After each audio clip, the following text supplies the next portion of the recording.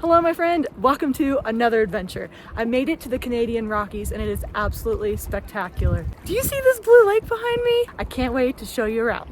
Let's go.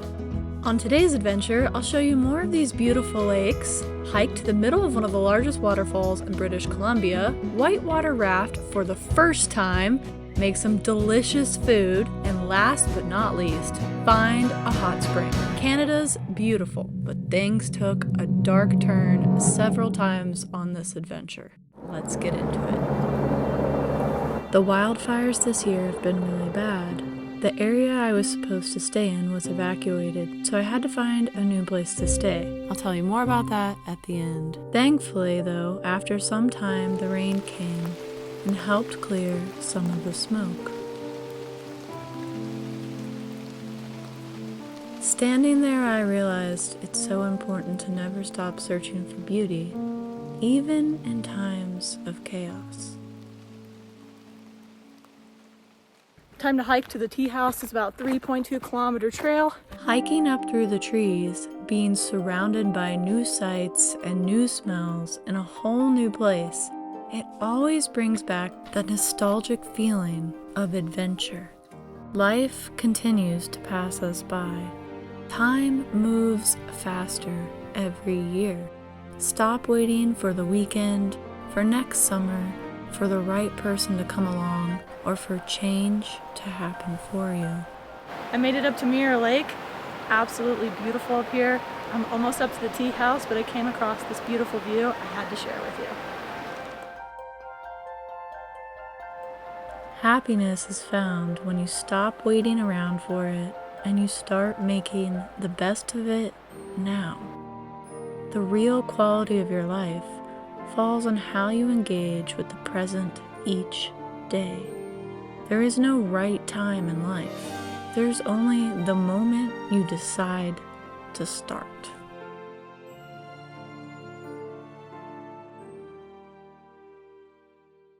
I made it all the way to Canada and I got smoked out. It's actually making me a little bit hungry for barbecue. That's okay, the views are still magnificent. I'm gonna make the best of it and enjoy as much of it as I can. The trail up to the tea house follows a moderate grade through the subalpine forest, with a bunch of switchbacks and some waterfalls. Tea houses in the Canadian Rockies were started in the early 1900s. They were built by the Canadian Pacific Railway in the backcountry as a refuge during the summer months. The original tea house opened here in 1905, and it's a beautiful way to enjoy the views of the lake up at 7,000 feet. Our surroundings may differ from one to another, but the excitement lies in the actual possibility of a dream coming true. This is what makes life such a beautiful adventure. It's absolutely amazing here. What do you like more, the crystal clear Sierra water or the murky glacial water?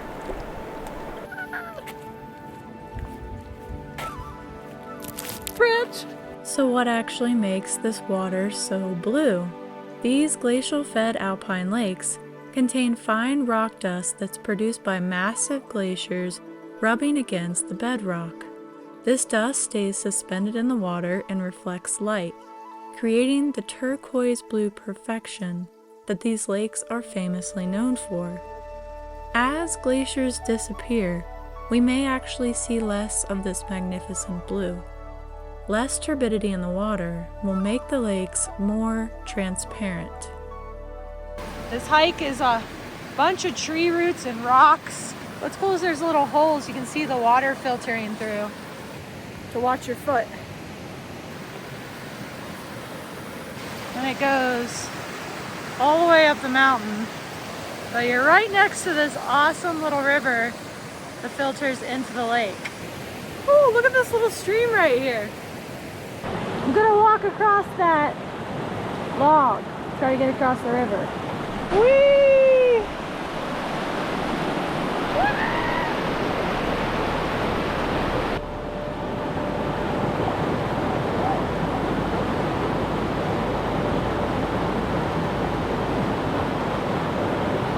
Let's head back to camp and make some food.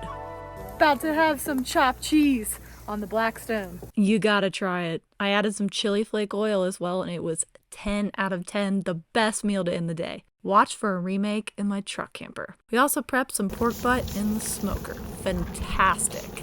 I gotta get a smoker for the camper. Decided to take a little mid-evening walk after dinner. Check out the sunset. It is so beautiful in here.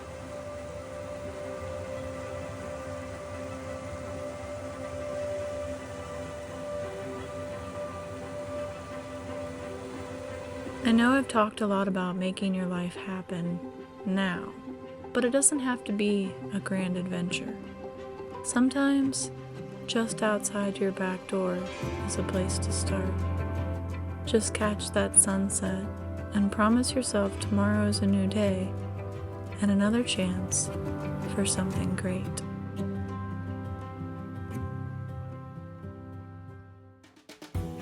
I of course had to do the iconic canoe trip on the lake, though be forewarned, the winds here can pick up out of nowhere.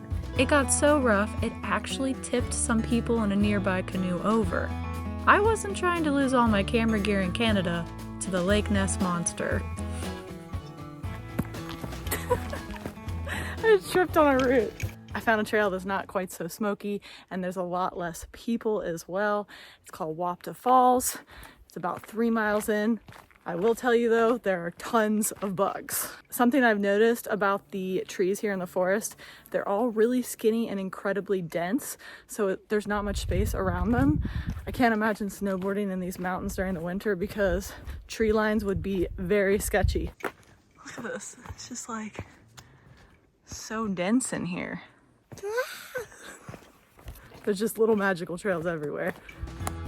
How cool it looks. What the heck is this? I could hear it before I saw it. I know I'm getting close to the waterfall. If you look closely across the river, you can see one branch of it is totally clear and the other is very mixed in sediment. It's really cool. On the side of the water bank, you can see how it mixes in. Now that's some water movement. These falls are one of the largest waterfalls in British Columbia. By size, it's quite impressive, but also by water volume, which varies by the season. During peak summer right now, it can rise to 13,000 cubic feet per second. Yeah, it's a lot of water. Goes straight down to the water. The switchbacks are steep on this one. So mossy and green. Beautiful. And we're finally down to the river. Gonna try to walk over to this island so I can see the waterfall. I just gotta walk around this little bank right here. You guys would be proud, I finally got some shoes. Here we are. I made it around the shale. Let's get closer to the falls. Can already feel the mist. Can't really tell how deep it is, but we're gonna go slow. It's like a rainstorm. We're going up.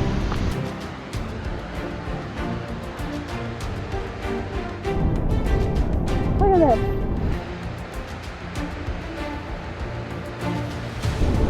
Oh my gosh, there's so much water. Oh my gosh.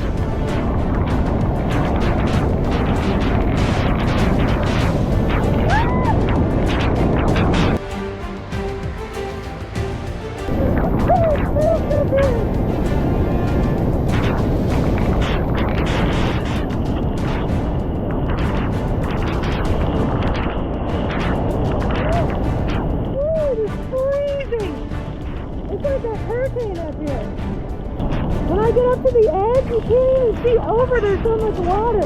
Oh my god. Oh, brother's up there flexing. Time to go down. You know I couldn't pass up the opportunity to cross the river and climb to the top of the mountain. This is Kicking Horse River, which you'll be seeing again quite soon, but from a more wet perspective.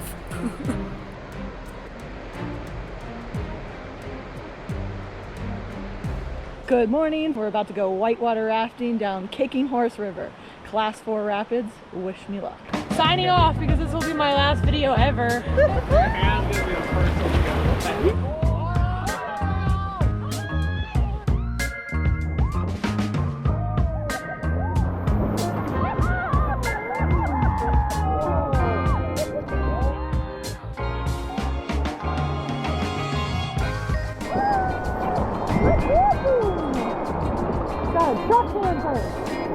Oh, yo-ho, a rafting life for me.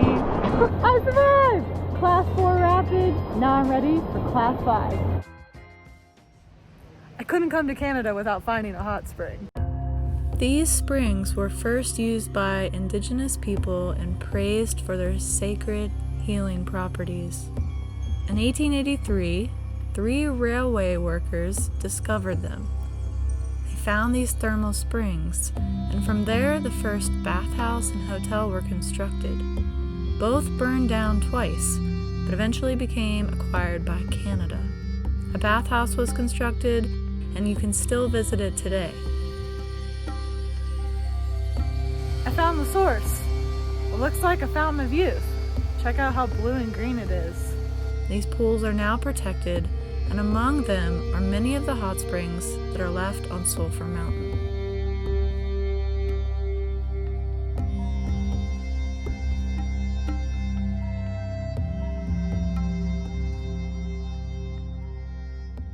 Welcome inside. As you can see, I'm back in the truck camper. I got asked to go camping with some friends and family in Canada, and I always try to say yes to as many adventures as I can because you just never know where an adventure is going to take you. But not everything works out to be perfect. Life will always throw curveballs at you. Even before this trip started, I had checked the night before, I checked the morning of. Everything was on time as scheduled. I showed up 5:30 a.m. standing in line along with a whole boatload of other people at the airport, and they end up canceling the flight. They basically told me and everyone else to get lost. They said they didn't even take our names, none of our information. They're just like, you should get an email at some point. There's no other flights that is gonna get you there within the next 48 hours. Tough luck. And then proceeded to call the airport police on me, no less. Yeah. I mean, I wasn't happy, but if you know me, then you know that I'm pretty much the last person you'd ever need to call the police on. And in no situation would it require force to remove me from the area. Oh my gosh, I think it's hilarious because 3 of them actually showed up. 3 airport police for me. I'm going to take it as a compliment because that might mean that they thought it would possibly require 3 of them to take me down. That's how I'm going to see it. In the end, the police and I actually had a good laugh at the whole situation. The airlines were unfathomably terrible. I'm not going to focus on that though. I just want to focus on the fact that I'm not one to give up, and I still made it to Canada. I basically ended up in a total burn zone. The whole area I was supposed to camp at was being evacuated. They were making everyone leave and relocate. The air quality, it was so bad. And it was so smoky. The area in the video was not actually where I was supposed to stay. It was just where I had to relocate to. And it was just the residual smoke from the fire nearby. There were helicopters all week dropping into the lakes. It was really just a disaster. And it just goes to show that no matter how ready you think that you are for an adventure, things can and will self-implode on you. Ultimately, though, I made the best of it. Canada was still beautiful, and really, everyone was just so incredibly friendly. I can't even go into the difference it makes when you're greeted with a smile versus, like, a grimace. I can't wait to go back. I'm definitely going back for the wintertime because you know I'm going to be snowboarding through those really tight trees, and I know it just turns into a total wonderland when it's covered in snow. So there will be a re-rack, and hopefully no more forest fires or airport police. All that matters is that everyone in the area is okay. I know it's going to take a ton of time to rebuild homes and businesses that were lost. It's just another reason to start living your life now instead of waiting for the right day. Thanks so much for joining me today. I know I've been sparsely uploading lately, and that's just because I've been taking a small step back away from YouTube this summer, trying to live my life a little bit more than usual, enjoying some company of my friends and family that I've missed the last 5 years, but I'm not done. So I'll see you next week for the next adventure.